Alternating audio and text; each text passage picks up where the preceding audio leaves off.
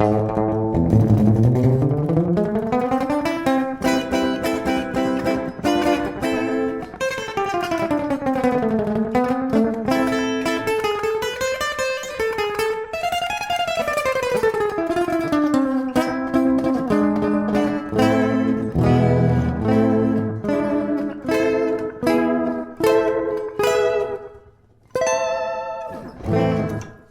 guys, it's been a little while since I've done anything on the Psychobilly side, so I wanted to knock something out for you guys today. There's a little bit of a theme. Actually, I did a lesson with one of my Patreon members recently, and we talked about spooky sounding rockabilly and psychobilly stuff. So I thought I'd introduce you to a really quick, short, simple concept that'll get you in that zone very quickly and easily. Let's take a minor chord. In this case, the key of A minor works well. Okay, related to the key of C major. Let me just really quickly explain that. If we play the notes from C, C, D, E, F, G, A, B, C. If we pick the sixth note out of a major scale, 1, 2, 3, 4, 5, 6. In this case, it's an A. Okay, and we make that our home plate. A's the boss now. I could play C all over the board, but A is our underlying note. Of course, chords might change, but it's going to come back to that. Those notes are all going to relate to the whole vibe of it in a dark sort of tone. Even if I play other notes in C, other chords, C, G, back to A minor.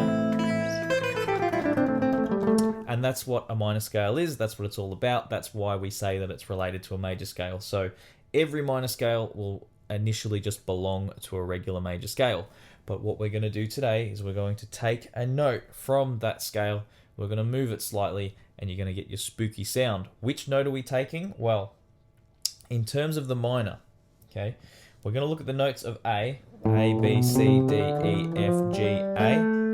And what we're going to do, I'm not going to talk too much about all the numbers of the notes because they aren't the same as a major. We would actually say a 1, 2, flat 3, 4, 5, flat 6, flat 7, back to what is our minor root note. Now, I don't expect you to understand that, don't worry. What we are going to do though is just take the final note before we return to the root, the G, or the 7th degree, in this case a flat 7th degree. We're going to raise it 1. A, B, C, D, E, F, G sharp, okay, A. Now, that's great, but if we move that shape around, you're not really going to be able to use it. So let me just play it here in what I would refer to as a closed shape or a box shape. Now we can move it around and you'll be able to use it in different keys. So A, B, C, D, E, F, G sharp, A. I'm going to do the second octave, A, B, C, D, E, F, G sharp, A. Okay, just like that. So the transcription for that will be available on the Patreon, and for the chords, there's a little chord passage that I played at the start that I'll include, that and the scale. That's all you're really going to need.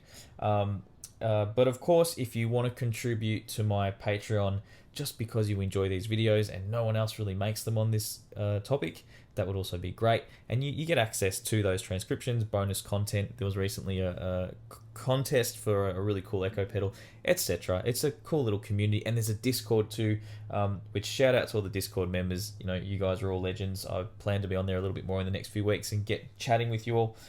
Anyway, continuing along. So this scale here, of course you can move it all over the board. I would probably learn it in that spot and then see if you can figure out the way that it moves around. For example,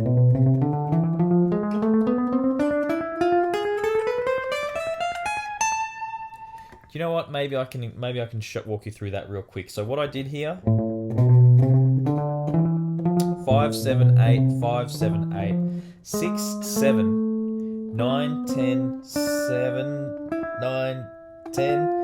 I move up to the 9th fret here, 9, shove up again with the first finger to the 10, 12, 13, 10, 12, 13, 16, and into the 17. I didn't articulate that very well with the fingers, and I'll leave you to work on that one backwards, because I play it different every time, to be honest. So this scale is called the harmonic minor scale. Now, how do we use it, and how does it relate to chords? This is really important, so make sure, I hope that you've hung around for this, because it's not going to be that useful if you don't know this next part. When you make up a chord progression and you find what chords you want in a song, this particular moment works really well whenever we use what we call the fifth chord to come home. So when I'm playing in A minor, it's this chord here. Okay, so if we're playing an A minor from here, it's the major chord we would play directly across. Okay, now if we're playing an A minor from here, or a minor chord from the root 6, it's the chord across and diagonally, so like across and 2 frets up. So minor, a major chord from here, back to there, or if we were from a root 5. That's very responsible for the spooky sound you often hear. So what this is if we look at A minor, A, B, C, D, E, the fifth note's E, and we play a major chord from there, or a dominant 7 chord, which I just did then, sorry. So major chord or dominant 7 chord, any of those options are fine. That's going to give us a lot of room to use the spooky scale, because it has the special note here, the 7th note of the minor raised to what is a natural, okay, because we normally call it a flat 7. I know that's a little bit confusing, don't sweat it. So let's just look at these 2 chords. A minor, E major, there it is, it has the magic note, the spooky note. This is the spooky note, guys, the G sharp. Same thing here, okay?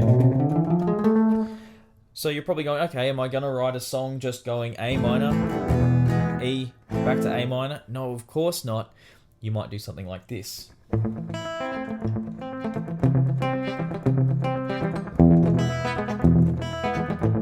See what I did? I used another chord. Maybe we use 3 chords. See? Just chords from C major will work fine. D minor. Then our E major, okay? Normally we would just use an E minor if we were staying in the key of A minor, in the regular A minor or C major. But for this special spooky sound, we do a special spooky thing, and we use that 5th chord, 1, 2, 3, 4, 5, E, okay, or E, as a major chord, or a dominant 7. So another example might be that I'll play A minor, F, I might even use the G, and here we go. There's our moment. Why am I singing? Who am I, George Benson? Okay, so that's it. Now, you can experiment around with that, and just to quickly show you if you're using different keys, so it's G, right? G minor. D will be the major chord now, okay? 1, 2, 3, 4, 5 is D. Use that major chord back to there. And if you don't want to use any theory, just make an L shape. Go across, up 2. That's our 5 chord.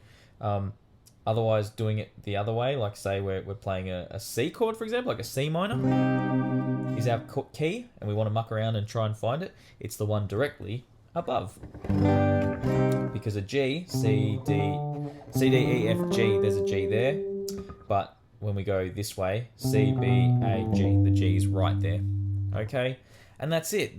You can go visit whatever chords you like, and then bang, throw that last chord in there, and you've got your ability, you've got your spooky moment, okay? And one last thing, I'm going to show you very quickly that progression I did at the end. So I'm just playing inversions of the root chord and inversions of that 5th chord that I mentioned. So here's an A minor, here's an E, here's another way to play an A minor, here's another way to play an E. I think I did it different before. I do these things on the fly, and then I have to systemize them a little bit so you can learn something. This is an A minor. This is an E7, or an E here. I used that one before. Okay, so 7, 9, 7, 9, or you could go 7, 9, 9, 9, or you could go 9, 9, 9, 12.